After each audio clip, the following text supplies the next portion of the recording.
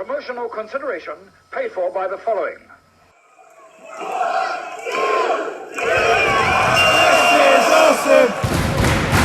This is awesome!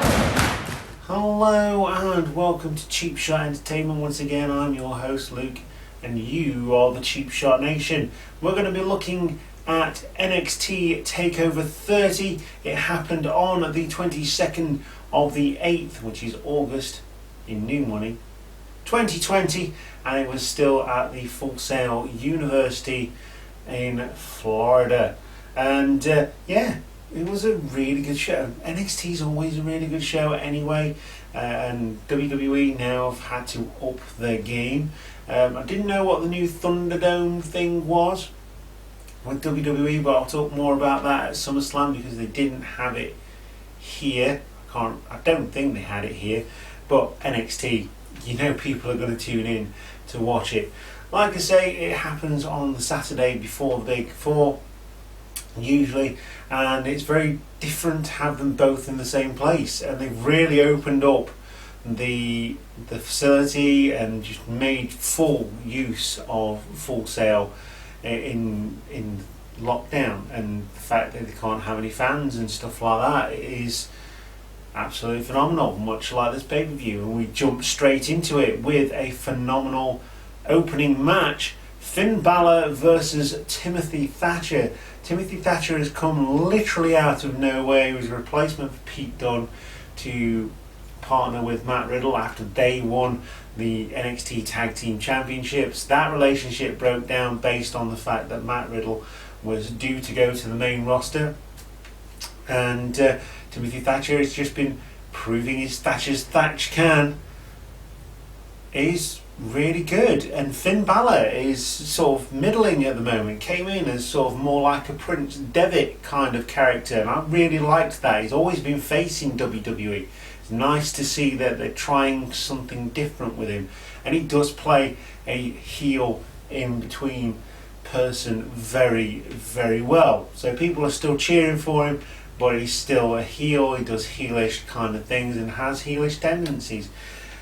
So this match, it starts out with all Thatcher early on. He goes at Finn Balor like nobody's business because he knows that Finn Balor is a former NXT champion.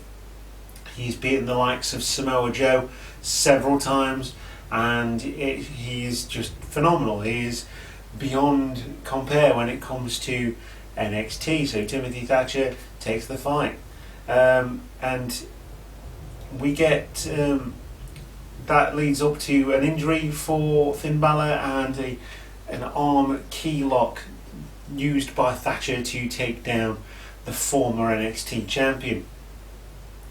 So as the match moves on, we get a slap from Timothy Thatcher, really just piling it on. Finn Balor turns that into an overhead kick, hits the 1916 DDT and gets up on top of the buckle. Coup de grace misses first time, and this leads to a single leg crab from Timothy Thatcher. Finn Balor injuring his knee on that landing, and of course, like a shark smelling blood in water, Timothy Thatcher is there, and this is broken into a submission lock from Finn Balor, and that's broken back into an ankle lock by Timothy Thatcher. But we get the break from the ankle lock. It's a roll through by Finn Balor and a coup de grace from the floor to take down Timothy Thatcher and gain the upper hand. Coup de grace connects the second time and hits the 1916 DDT for a 12th takeover win for Finn Balor. Timothy Thatcher looking very good in defeat here, and you've got to think now that Finn Balor has propelled himself into that championship picture going forward, whoever wins the championship match. Really good opening match, really enjoyed this one. I would definitely give this at least a 4 out of 5. Don't like giving 5s out of 5s unless they're absolutely excellent. It's a really good match, 4 out of 5 I'm going to give this one.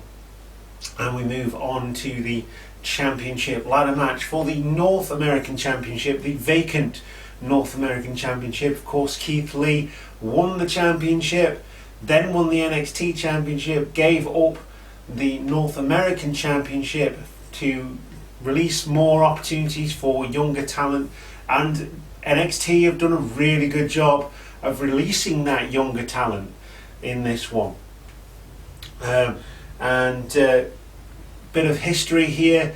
The title was originally won by Adam Cole in a ladder match at Takeover New Orleans. So we're come full circle here. So we've got Damian Priest, a new person on the scene, having a bit of a feud with Finn Balor and other people on the roster. He is now, I think, pretty much turned face based on the stuff that Cameron Grimes was doing to him. We've got Johnny Gargano, who is full monster heel at this point. Bronson Reed, who is the underdog, complete underdog in this one. He has gone through some really tough competition to get to this ladder match, and my thoughts were, yeah, give Bronson Reed the chance. So we've got Cameron Grimes, another one that's come out of nowhere, didn't win the tournament, the New Generation tournament, so to speak, but has come out really well on this one. He's got that sort of annoying character where you want to hate him, but you know, he's entertaining, and it's really, really fun character there. And Velveteen Dream, who's just been put through the ringer, outside the ring, inside the ring, and he is just there to make up numbers and create a really exciting ladder match. Incidentally, doesn't do a heck of a lot during the match until pretty much the end. So Bronson Reed is wearing a nice homage to the Beast from the East, Bam Bam Bigelow, in his wrestling attire. Really, really cool. That same colours, the flames going up the side and things like that. Really, really cool. Obviously looked up to Bam Bam Bigelow, the high-flying 400-pounder from back in the Attitude Era. And a bit further back than that. I think that was even the New Generation, to be honest. Melee starts the match. Everyone's beating on everybody else, so leaves the Dream on his own, but he is caught by Cameron Grimes, who pulls out a tiny ladder, pulls out a tiny ladder from under the ring as the melee continues with everybody outside the ring. Everyone gets back in the ring. One ladder is set up and the tiny ladder is there. Gargano takes out Cameron Grimes, which leads to Bronson Reed being the last man standing. We've now got two ladders available in the ring, separated by Cameron Grimes, which is then separated by Priest and Dream, but dropped by Reed. So basically what that means is that there's two ladders set up, the two people are climbing up. Cameron Grimes breaks those ladders, tries to climb up the ladder, and makes me crease, makes me cringe just thinking about it. He climbs up the ladders, got 1 foot on each, they separate the ladders, and Cameron Grimes is in a full split. It looked uncomfortable, and yeah, really uncomfortable. Anyway, separated by Priest and Dream, but they are then dropped by Bronson Reed, who comes in charging, who's a man possessed in this match. Really impressive outing by Bronson Reed in this match. Reed and Priest throw down again. Some teamwork is brewing between some of the competitors in this match. Doesn't last very long. Get more ladders into the ring. Chair pile up as well. Reed cleans house again. Stacker in the corner takes out everyone, leaving Gargano on his own, who's not been in the match very much. Priest so close, but he's cut off by Dream, and he almost gets there. So Johnny Gargano hits one final beat from the ladder, followed by a pile on the outside. Bronson flies in this one off the top of the ladder with Candice LeRae on his back in a massive splash onto Johnny Gargano. He is pretty much out of it at this point. And used the ladder to its full potential in this match. Priest running up the ladder and taking out everyone in the next section. LeRae beats up Grimes. LeRae takes out Grimes completely, and others with the Hurricane Rana from the apron. Gargano is left on his own. Reed cuts him off. Like I say, the splash from the ladder with LeRae on his back. Grimes has the bigger ladder, but ladders go down again. So they're making full use of the ladders in this match. Grimes sets up the ladder again, choke slam from the ladder. Grimes double stomp inches away, but Gargano stops him. Stops Cameron Grimes with a flip bomb onto the ladder. Dream back in. Dream Valley driver onto Priest with Gargano on his back. There's so much to talk about in this match. Dream is then pushed off the ladder and through a table at ringside. Grimes throws the ladder at Reed as Reed is trying to climb up. It's grime time now as Gargano stops Cameron Grimes, almost touching fingertips at the top of the ladder with the title. Stops him and almost gets the title himself, but Priest stops him. They've basically got the title in the ring, and one's got one side, one's got the other. Stops him, kicks him from the ladder, holds on to the championship, and we have a definitive, undisputed new North American champion in Damian Priest. I'm really happy about that. Damian Priest has been one of those guys that's come in, done a job, and now he's been given the opportunity to carry on that job. Really, really fun match, brilliant match. 4.5 stars out of 5. There was some little bits here. I think, obviously Gargano and Dream needed to be in the match because you couldn't put all new stars in there at this point in time, but it certainly built up Grimes, Reed, and of course the new champion Damian Priest. And Gargano is always awesome anyway. Dream is a really good performer, even if he has troubles in and outside the ring, and he's pretty much being punished for that at this point in time. But it's possibly the best match, ladder match I've seen in NXT since its inception. Really, really good use of the ladders. Love the fact that it's got all the new talents in there as well. Absolutely phenomenal. Really good match. Go and watch this one. So we've got the obligatory celebrity match now. We haven't had one of those in WWE for a long time, and it's NXT who takes over this time. It is Adam Cole versus Pat McAfee. I think he does a talk show in America. Ex-NFL star. Incredible athlete based on this match.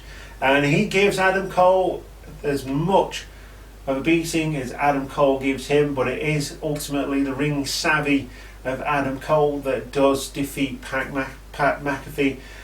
Playing mind games with each other to start with.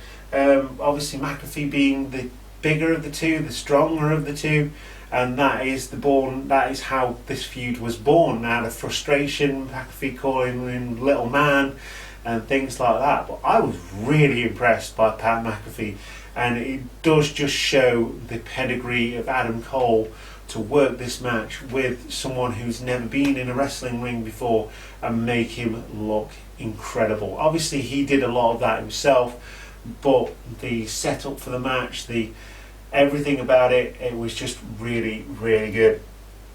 But McAfee is in control for a lot of this match. There's jumping suplex. So Adam Cole is on the ropes. He's ready to do something. Pat McAfee jumps from the ring, from the canvas, to the top rope. That is just incredible. Incredible. So an incredible show of athleticism. Pat McAfee jumps from the canvas to the top rope and delivers a perfect superplex onto Adam Cole. Adam Cole is just down and out at this point, but he does make a comeback very slightly, and he smells blood. McAfee showing off, uses that against him, and figure 4 leg lock by Adam Cole leads to a rope break, a low blow and a clothesline, and a touchback kick leads to a near fall for Pat McAfee. So again, he's giving Cole as much as he's getting here. Super kick by Cole as Pat flies again. Panama Sunrise as Cole picks up the win over Pat McAfee. Don't know where they're going with this, but Pat McAfee, really good. I was really impressed based on what I've been talking to my wrestling friends about. They are equally as impressed by Pat McAfee as I am. The best celebrity appearance since Snooki at WrestleMania, in my opinion. Another great match, and NXT keeps rolling on. And it's the reason that I prefer this over AEW. AEW in the background is just in the background. I watch NXT and I'm hooked. I've not missed a beat on NXT, and that goes for the TV shows as well. We go into the NXT Women's Championship match next. It is Io Shirai versus a new contender in Dakota Kai. The newly turned heel Dakota Kai turned at War Games in November in a real shocker. Really good heel turn, actually, that.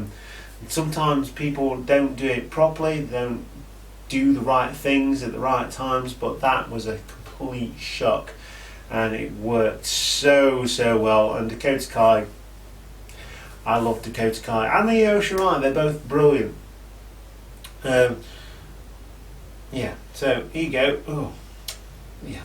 NXT Women's Championship match is next, and we've got Io Shirai, the current champion, having taken that title from Charlotte Flair, versus a new challenger in Dakota Kai. Both of these ladies are absolutely brilliant. In recent months, Io Shirai has gone from being heel back to being sort of face, like an in-between. Dakota Kai is full heel, and a great heel turn back at War Games in November in the first ever Women's War Games match, and that was just phenomenal. So she finally got her title shot, and takes it to Io Shirai really early on here. She knows what she's got to do. Io Shirai is more dangerous as the match goes on, so she's got to finish this match really early, and she is on top early on, getting advice from Raquel Gonzalez. Of course, she is out there, all Kai in the early going. Shirai comes back and takes over the momentum. Shirai is then relentless on Dakota Kai again. She knows that Dakota Kai has the backup of Raquel Gonzalez, and hits 3 running knees into the corner, and both ladies down, showing the effects of a very hard hitting match. And this is what you want from your women's wrestling. It is just like they're just beating each other up, and this is why the ladies are now on the same plateau as the men, and it's good. We've come so far in 20 years. I've been watching through the year 2000 pay-per-views, and some of the women's matches on those pay-per-views, and sometimes there isn't even a women's match on the pay-per-views. They're just out there to valet or something. So yeah, we've come a long way since that time. Kai showing all of the championship pedigree that we knew she had going forward. Armbar locked in by Kai. Kai gets the upper hand on Io and gets a rope break from the armbar. Drive-by kick on the ref as Io Shirai ducks underneath. The ref bump here, and that hits the referee, so he is out. A German suplex and a moonsault should give Io the win. The crowd are chanting to 10, and the referee's just not there. A vicious choke bomb from Raquel Gonzalez. Of course, she gets involved while the referee is down and puts Kai over the top of Io. Doesn't quite get the 3. Io kicks out. Crossface by Io Shirai on Dakota Kai. That is broken up, and a moonsault to the outside, and another one to Kai. To Dakota Kai on the inside of the ring to retain. Gonzalez attacks Io Shirai from behind, but Rhea Ripley, the former NXT Women's Champion before WrestleMania, losing to Charlotte Flair, comes out as Io Shirai's saviour in this one. And Rhea Ripley, good to see you back. Ripley comes to make the save, and we get a stare down from Raquel Gonzalez and Rhea Ripley. We've not seen much of Raquel Gonzalez apart from being the secondary person to Dakota Kai. So I'm really interested in what this will bring, and Rhea Ripley being back on the scene. Two big behemoth ladies beating the snot out of each other is exactly what I want from my wrestling. Anyway, this one was a slow burner, I will say that, but it did really pick up towards the end. Really good. Both ladies are really good. They had that chemistry going on in the match, but it was a feeling out process. Obviously Dakota Kai has never been in a championship match before, so I would expect a few nerves in that respect, but she really did pick it up towards the end, and so did Shirai, and Shirai retains the championship. I'm going to give this one a 3.5 stars, because stars, should I do stars? I don't know, maybe we should do wrestling titles or something different. Anyway, I'm going to give this 3.5 cheap shots out of 5. I'm going to do that, yes, because no one else does that. Showing that she can hang with the champ. Dakota Kai is definitely pedigree in terms of title matches, so that is good. We get a new challenger from this match.